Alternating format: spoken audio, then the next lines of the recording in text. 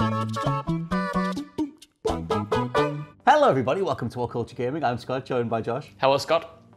Josh, my friend, it seems like, and we're going to do this as a follow-up podcast, that Sony are finally revealing the PS5 on June the 3rd. But I think it's worth just diving into all the stuff that Microsoft just put up on their blog, because they're just leading with backwards compatibility, which is a weird phrase.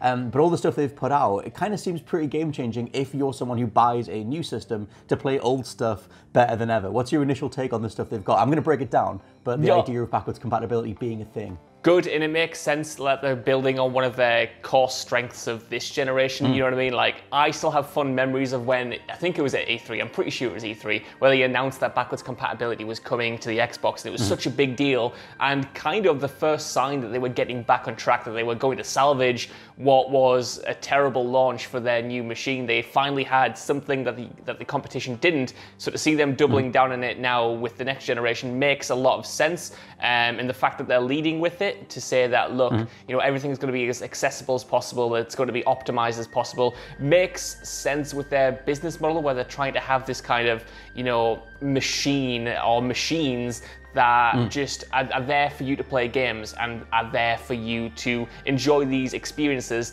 as easily as possible.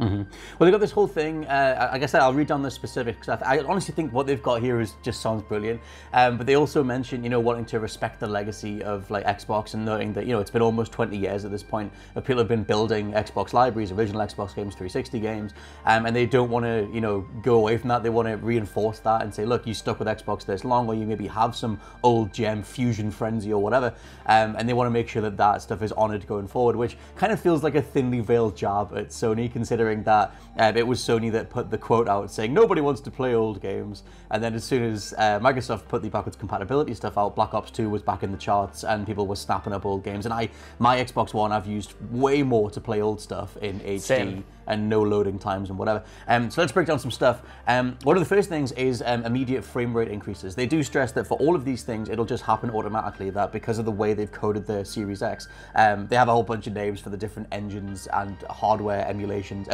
software emulations and whatever. But all this stuff happens automatically. First thing is frame rate increases. Can go all the way up to 120 frames per second. So if it was 30 before, it apparently will now be 60. If it was 60 before, it can potentially go up to 120.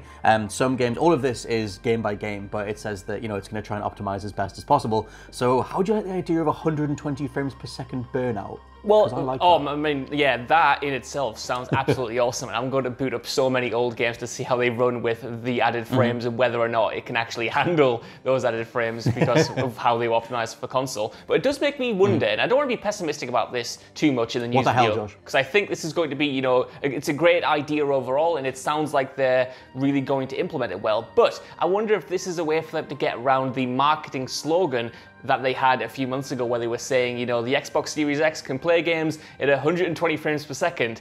If that's only games from the past few generations, oh, it's a bit cheeky, isn't it? Like, it's still cool. Oh god, if they completely, that would be hilarious. There's no way that would be too funny. If the only way that it lives up to the marketing is that you can play Kung Fu Chaos at 120 frames per second, then I'll like that. But there's no way. That would be great though. I have 3 letters for you though, sir.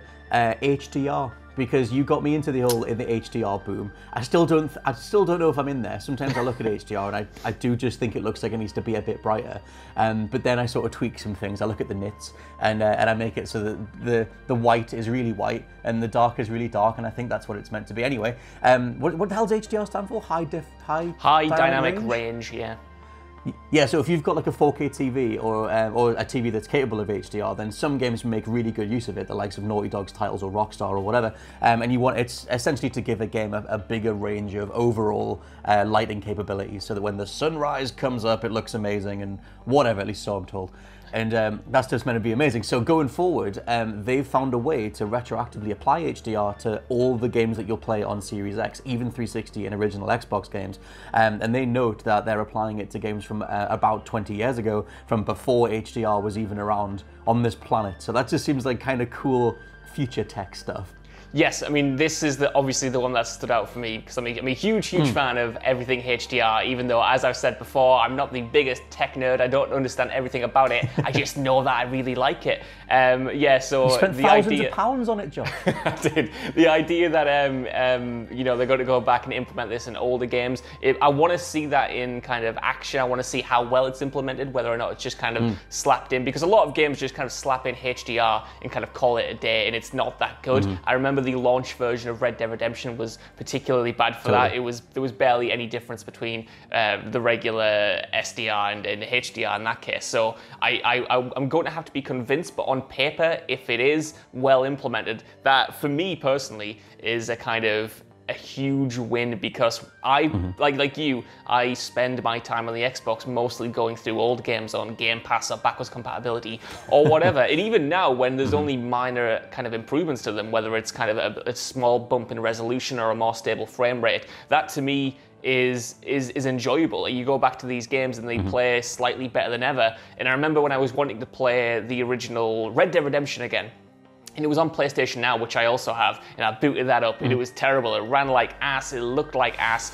So I had to go out to a shop and buy a physical copy of Red Dead 1 to play it on backwards compatibility, but it played so well. So the idea of adding even more improvements on top of that makes the appeal of having those older games around just way more kind of, like that's what I want to play the Xbox for. The Xbox so far doesn't have the exclusives, but it has that edge in kind of the legacy content that you shouldn't take for granted. A lot of people don't play old games, but for downtime between exclusives or for a reason to boot up another console, it's such a winner to have. Like I very rarely boot up PlayStation Now to play older games. The only reason I do is if they're not on Game Pass, because to me, it's an inferior product.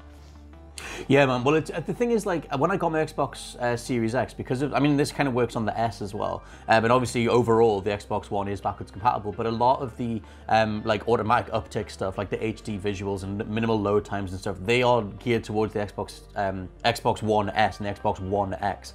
Because when I got my One X, I just threw SSX3 in it, and I was like, oh my god, there's no load times, it's all pristine and crisp, and it's all like been lovely, and it's up-resed, and that kind of made me have this whole mentality of re-embracing old games. I went and got Dead to Rights on the original Xbox, and old Final Fantasy 13 on 360 and stuff, just to see what they look like on the new system. And I love that idea of just sort of giving you a reason to go back. Like they said, respecting your legacy. If you have these old titles lying around, or if you can pick them up from like a car boot sale for a couple of notes, then you can go and just throw that stuff in and it'll look better than ever. Something that goes alongside the HDR stuff is something called the Heuchi method, or the Heuchi method. Yeah. I don't know how to pronounce it.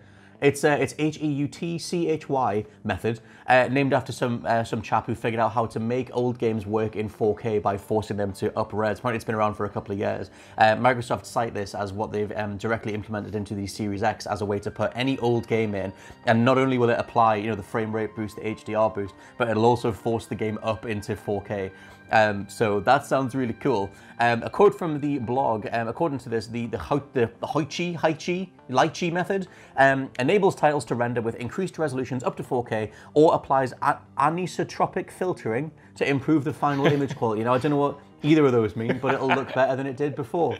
So, do you want some of that? What I love about this whole kind of situation or method for me is that we've spent so long with kind of games just not doing their legacy library like service. It's just kind of floundering, and if you can get an old console, that's good, but the games aren't readily accessible. They're not kind of preserved in the same way, because remasters sell and remakes sell. So to some publishers, it's better to just remaster a game or remake a game and resell it rather than try to keep the original intact. But I love this idea that that's kind of moving away from this mentality. It's saying you can have your old games and at kind of no extra charge apart from the cost of the console. You can get an improved version of them. We're trying to, retain this library. We're trying to keep it constantly in discussions and stuff when we're not going away from our history. And I think that's a positive step in the right direction for the entire industry. I want every single company to kind of take the same approach to their back catalogue rather than kind of have it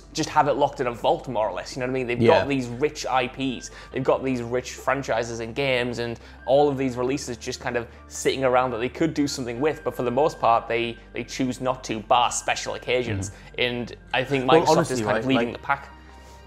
Yeah. Well, honestly, like there's so many remasters this generation which aren't remasters. They're just pretty much re-releases for a full price tag. I remember the prototype re-releases, just being, the frame rate was touched up, I think, but it looked nigh on exactly the same. And it wasn't until we started getting like the Crash remake, the Spyro, Crash Team Racing, Resident Evil, that was like, okay, this is literally a remake versus a remaster, as a which there's this weird sort of middle ground where like some titles were just ported over and like maybe the graphics were smoothed over or whatever. Mafia 2, like you just rebought it. And yeah, they touched up some textures and stuff, but it runs way worse than the original one does. But this idea sort of puts the onus back on the publishers to re-justify those remasters / remakes, because you could just put the original version of Mafia 2 into a Series X and it would run way better than the quote-unquote remaster. Exactly, because of just the stuff that's baked into the hardware. So I love the idea of them just saying to potential money-grubbing publishers, look, you're gonna have to make this worthwhile because your original version's gonna run better. Yeah, I mean, dude, like, you talk about like the worst ports or remasters. I've talked about it at length on these videos before, but when I bought Marvel Ultimate Alliance for £50 and nothing had changed, I never want that to happen to me again, and hopefully this kind of practice will make it so publishers can't get lazy with these remasters or whatever. They have to do something to justify it, and hopefully that will push up the quality overall. But I think as a kind of final thing for me, it's a really smart move to do this going into the next generation, when a lot of people are kind of unconvinced, maybe because we haven't seen much from either of the big kind of console makers about the next gen. They are a bit unconvinced as to whether or not they should jump on board straight away. But this idea, along with the idea that your games will be automatically upgraded for free for the next generation if you buy them now, it's just easing that transitionary period and making it as smooth and as accessible as possible, and is again in direct contrast from the messaging they had in 2013, where they were very much saying, this is our next gen machine, if you want to play Xbox 360 games, buy an Xbox 360, we don't want you. Yeah. The thing that I love is the overall mentality here seems to be, look, like, let's embrace video games overall. It's very Phil Spencer, like his sort of fingerprints are all over this in the best way possible, where every time he talks about games, it's about the widest scope possible. It's like, if you were, you call yourself a film fan, you keep up with films, I don't mean you, I mean anybody, like we would call ourselves film fans. You don't just live off the latest releases, you're always diving into old stuff, seeing about HD up-reses or different ways to view them and take things in. Like, it's a way to re-embrace video games overall, and obviously they want to tie that to the Xbox branding, stick with Xbox because you get the best version of any old game on this system. The last thing to throw in as a new feature is the quick resume, the whole pause and resume thing. They say they found a way to make that work on old games as well. So yeah, I mean, the thing that this ends with to go alongside that is that they've reopened requests for backwards compatible games, because as of, I think it was the beginning of last year, the Splinter Cell series was the last ones that they put up, and they said they were closing support for a while, but they're now reopening it. So everyone can go out there and vote, I guess, or they'll be putting some sort of form out there for people to vote on which games they would like from the previous generations to be brought across. But with all that stuff in mind, you have a way to play original games, the frame rates upticked, HDR, the Hoichi method thing, quick resume. It's just, if you like or you have a body of titles, like, it's kind of a no-brainer until Sony say something anyway. Exactly, yeah, and it's such a good way to push, like Games Pass. Even if you don't own these titles, you can have access to them through that system. It's just, I think it's really smart, and it's kind of, Microsoft have done a great job over the past few years, especially trying to not directly compete with Sony on their kind of home turf. They're not going head-to-head with them with exclusives or anything like that. They're kind of carving out their own niche, something that they do really well, which is this kind of, Xbox as an entire brand, Xbox as a history, Xbox as a service and a platform, more than just one console. And I think that's been incredibly successful for them, and it makes more sense than anything in the world for them to double down on that going forward. And this, for me, is a huge win.